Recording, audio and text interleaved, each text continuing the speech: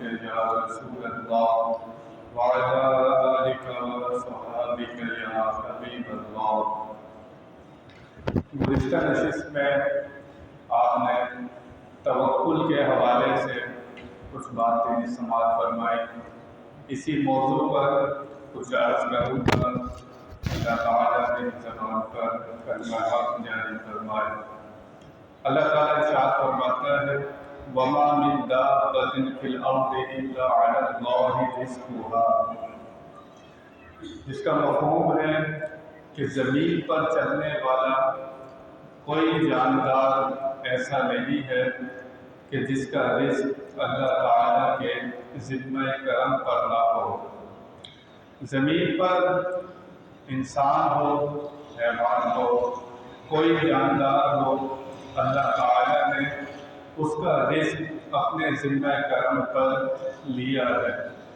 یہ اللہ تعالیٰ پر واجب نہیں ہے، لازم نہیں ہے، یہ اس کا کرم ہے، یہ اس کا فضل ہے کہ رزق اس نے اپنے ہاتھ میں رکھا ہے۔ یہ کسی انسان کے ہاتھ میں ہوتا تو انسان جو حال کرتا وہ سب کے سامنے ہے۔ اسی آیت کے تحت لکھا کہ کوا جو مادی ہوتی ہے جب وہ انڈے دیتی ہے اس میں سے بچے نکلتے ہیں، وہ سفید رنگ کے ہوتے ہیں۔ وہ جو مادی ہوتی ہے وہ چھوڑ کر چلے جاتی ہے کہ یہ کالے رنگ کے کیوں نہیں ہیں۔ اللہ تعالیٰ اس کوے کے بچوں کا انتظام کرتا ہے۔ مکھیاں، مچھر، چیونٹیاں جاتی ہیں، وہ کوے کے بچے وہ کھاتے ہیں، پروان چڑھتے ہیں۔ جب وہ بڑے ہو جاتے ہیں ان کا رنگ جب کالا ہو جاتا ہے، مادہ واپس آتی ہے، پھر انہیں پرورش کرتی ہے، ان کو پالتی ہے۔ لیکن جب وہ چھوڑ کر چلے گئی تھی تو اللہ تعالیٰ نے وہ کوے کے بچوں کا بھی انتظام کیا۔ اللہ تعالیٰ نے اسرائیل علیہ السلام سے پوچھا اے اسرائیل، کیا تمہیں کسی کی روح قبض کرتے ہوئے کبھی رحم آیا، کبھی ترس آیا؟ اسرائیل علیہ السلام نے عرض کی یا اللہ ایک مرتبہ مجھے بہت ترس آیا۔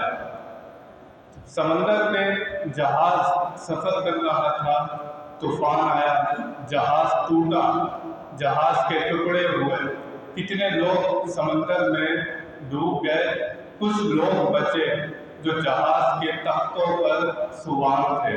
ان میں ایک عورت تھی، اس کے پاس 2-4 مہینے کا بچہ ہوگا، تیرا حکم آ گیا کہ اس کی روح قبض کر لو۔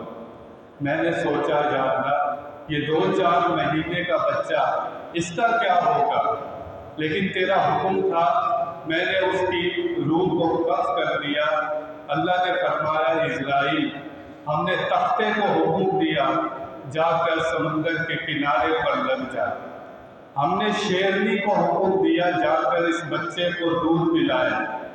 ہم نے جنوں کی ڈیوٹی لگائی کہ اس کی تربیت کرو، اس کو بڑا کرو، اس کی تعلیم و تربیت کرو، اس کو پروان چڑھاؤ۔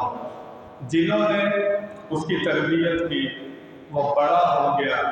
اللہ فرماتا ہے کہ ہم نے اس کو حکومت بھی دی، اس کو حکومت دی دنیا میں۔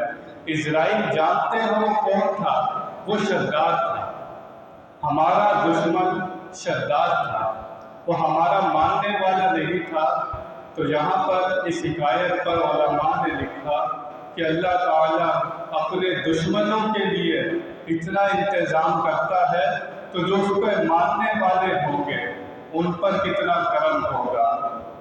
لیکن مسلمان یہ سمجھتا ہے، اس نے ایک معیار بنایا ہے کہ مال و دولت ہو تو اللہ کا فضل ہوتا ہے، مال و دولت نہ ہو تو اللہ کا فضل نہیں ہوتا۔ یہ مسلمان نے ایک اپنا معیار بنایا ہے، وہ مال و دولت کو ہی نعمت سمجھتا ہے، یہ ایک نعمت کا حصہ ہے لیکن پوری نعمت نہیں ہے۔ یہ اللہ تعالیٰ بہتر جانتا ہے کس کو کس حال میں رکھنا ہے۔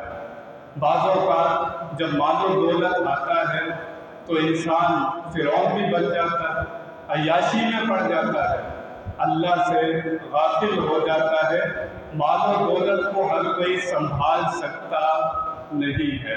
اللہ بہتر جانتا ہے کہ اس بندے کو کس حال میں رکھنا ہے، یہ اللہ بہتر جانتا ہے۔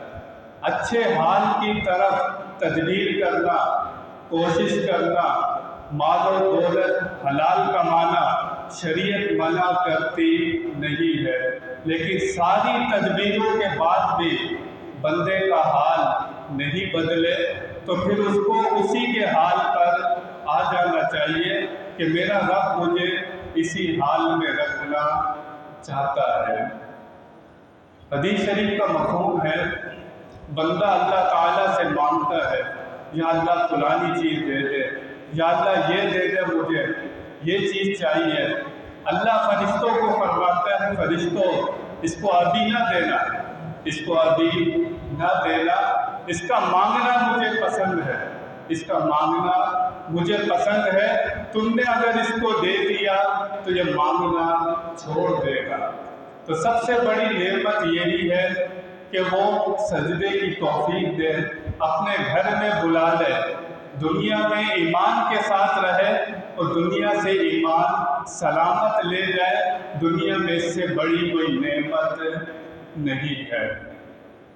حدیث شریف میں ہے کہ نبی پاک صلی اللہ علیہ وسلم کے پاس ایک شخص آیا، کہنے لگا کہ میں رزق حلال کماتا ہوں، میں کسب کرتا ہوں، میں محنت کرتا ہوں، اور جو میرا بھائی ہے وہ آپ کے پاس رہتا ہے، علم دین سیکھتا ہے، آپ کی صحبت میں رہتا ہے، آپ کا دیدار کرتا رہتا ہے، میں کماتا ہوں اور یہ کھاتا ہے۔ اس نے کیا کہا؟ میں کماتا ہوں اور یہ کھاتا ہے۔ نبی پاک نے فرمایا، ہو سکتا ہے جو تجھے رزق مل رہا ہو وہ بھی اس کی برکت سے مل رہا ہو۔ کیا فرمایا نبی پاک نے؟ جو تجھے رزق مل رہا ہے ہو سکتا ہے اسی کی برکت سے مل رہا ہو سکتا ہے یہ تیرا کمال نہیں ہو۔ تو نبی پاک نے جو نبی پاک کی صحبت میں رہتا تھا اسے یہ نہیں کہا کہ جاؤ جا کر مزدوری کرو، کام کرو۔ تو یہاں سے علماء نے مسئلہ نکالا، کچھ لوگ ہو سکتے ہیں جو اللہ تعالیٰ کے لیے اپنے آپ کو وقف کرتے ہیں، اللہ کے دین کے لیے، اللہ کے لیے، وہ اگر کسب نہ بھی کریں تو ان کے لیے جائز ہوتا ہے علم دین حاصل کرنا، علم دین لوگوں تک پھیلانا۔ وہ جو شخص تھا وہ نبی پاک کی خدمت میں رہتا تھا، تو نبی پاک نے فرمایا ہو سکتا ہے تجھے بھی اس کے نصیب سے ملتا ہو۔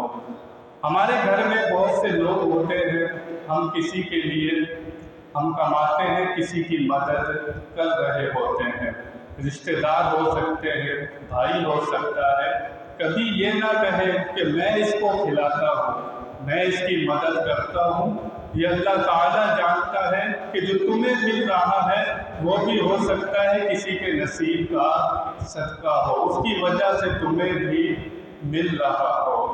تو اللہ تعالیٰ کا یہ فضل ہے، نہیں پتا ہوگا کہ بندے کو اس کی برکت سے مل رہا ہے۔ ایک شخص تھا، بڑا مخلوق الحال تھا، اس نے موسیٰ علیہ السلام سے عرض کی، موسیٰ علیہ السلام میری زندگی میں جتنا رزق ہے نا وہ ایک ہی مرتبہ مل جائے مجھے، یہ تھوڑا تھوڑا ملتا ہے، میرا پیٹ بھی اس سے نہیں بھرتا۔ موسیٰ علیہ السلام نے اللہ کی بارگاہ میں عرض کی، اللہ تعالیٰ نے جتنا رزق تھا اسے ایک ہی مرتبہ عطا کر دیا۔ اب جب اس کو رزق ملا اس نے کہا یہ تھوڑے دنوں میں خراب ہو جائے گا۔ اس نے کیا کیا؟ لنگر کھول دیا، لوگوں کے لیے کھلانا شروع کر دیا۔ موسیٰ علیہ السلام کا تھوڑے دن کے بعد گزر ہوا تو دیکھا اس کا لنگر چل رہا ہے۔ موسیٰ علیہ السلام کے ذہن میں تھا کہ اس کی زندگی کا جتنا رزق ہے سارا مل چکا ہے، اس کا انتقال ہو چکا ہوگا۔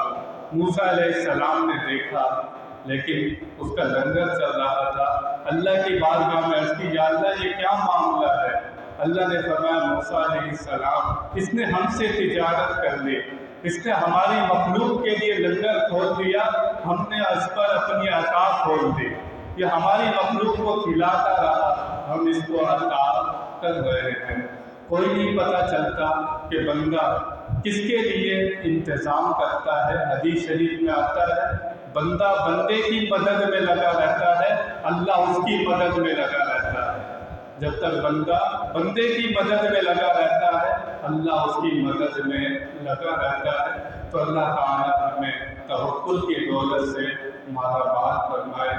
وآخر دعوانا ان الحمد للہ رب العالمین۔